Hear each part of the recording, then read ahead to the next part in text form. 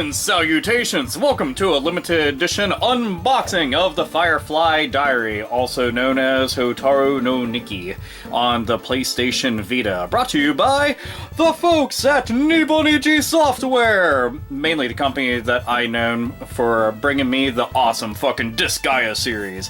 So, I'd seen this right here, and it was a platforming game that kind of reminded me of Limbo. If you haven't played Limbo, Limbo's all sorts of fucked up, and I really dig that kind of style of game, because it's platforming and then puzzle mechanics tossed in.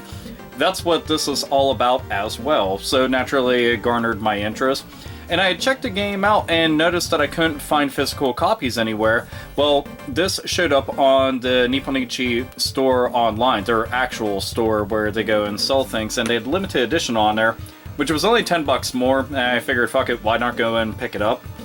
So, to have a look at the actual packaging out here. This is all done in paper, by the way, if you're kind of wondering what the hell the material is. Right there goes the main character of the game that you go and you run around as. That is Mion. And I'm assuming that's one of the little fireflies that you have guiding you throughout the entire game. There goes the side there with the stuff for the game, so you can actually see it. And then on the back we have more art. And art in the game, visually the game looks really nice. It kind of reminds me of some of the Vanillaware games that you typically end up seeing, where they have this really beautiful 2D art that's done in high def and just looks really fantastic. So let's go and get all this stuff out here and set it to the side. So we got the game, soundtrack, and an art book. Is there anything that you're going to be getting inside the package? Now, you can get the game standalone on the website. That was one of the things I thought was cool, and it's only $20, which isn't shit. So I figured, you know, why not try to go and pick up the physical copy of it if possible. So that's what it looks like right there on the front. Then, the brighter the light, the darker the shadow. It's very true. All those little factoids that they like toss in. Now, the Firefly Diary soundtrack right there, and obviously it hasn't been opened, but it has a total of 17 tracks on it. I personally haven't checked out any of the music from the game. I mainly have just looked up gameplay footage of it and a couple synopsises of it. Can you even say that? Synopsi?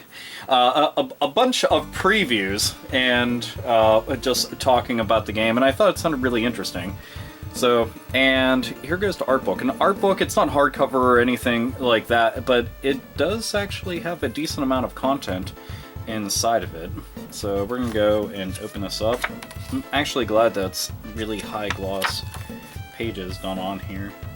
So here goes the actual cover to the game. That's kind of cool right there. See them side by side. See, the image illustration was very effective at symbolizing Lumen, so I had trouble coming up with a great layout for the package illustration. For this illustration, I made things simple and focused on the theme of unreasonable death raining down upon Mion.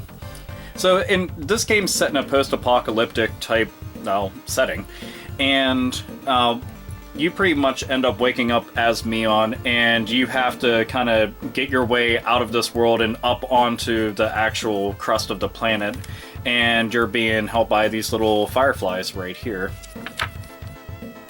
Pin badge illustrations. Let's see. Promotional manga? Yeah, that's kind of neat. Little promotional manga that I'm not sure. This manga was featured in a magazine to promote the game. It's an introductory manga, but the descriptions are detailed. Mion's tension is very exaggerated, but isn't corrupting a character's image necessary when making a game into a manga? Indeed. Leave this to me. How eligible. Oh, there. You can actually see Chapter 1 boss right there. Kind of badass. Yeah, a lot of the footage that I had seen of it, just that right there was one of the very first scenes I had seen whenever it came to the gameplay online, was all these gears and you trying to go through them without getting crunched up and killed and stuff, which again kind of remind me of Limbo, where you're trying to go and traverse through all these kind of beautiful but horrific style settings, and But Limbo, you're truly alone in that, with the exception of that big-ass scary fucking spider and those worms that go and get attached to your head. But Mion, she has the little fireflies to accompany her and help her get her way through all the stages and stuff. Now, apparently this game only has 5 chapters, so quite a few people have said that it is quite a short game. But considering the level of difficulty behind the game, I think that it may be a little more taxing for people, despite the fact that it's kind of short. And I don't really mind short games, so long as they're fun. That's really all that counts at the end.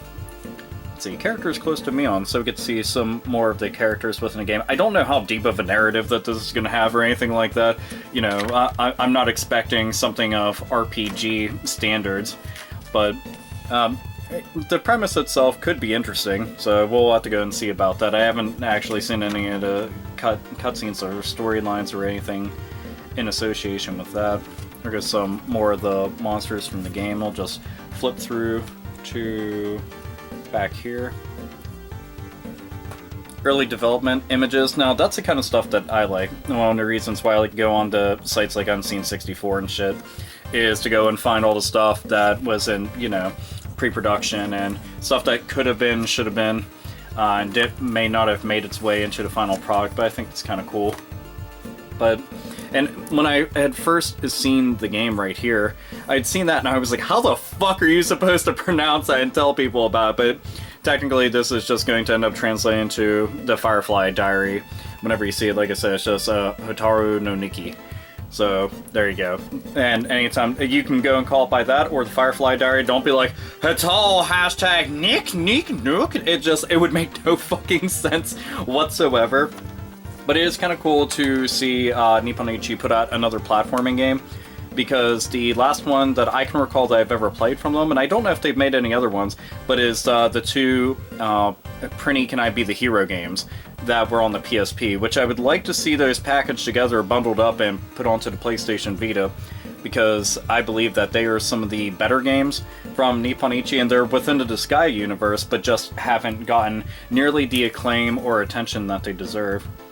So, and the music composer right here is Hajime Suge. I'm just trying my best to go and pronounce these names. Again, if I'm butchering them, at least I'm trying, damn it. So, I'll end up checking out the soundtrack at some point soon. I tend to lean towards things that are very fast and guitar-centric, so I don't know if it'll be up my alley or not. But there goes an empty box if anybody gave a shit to go and see that.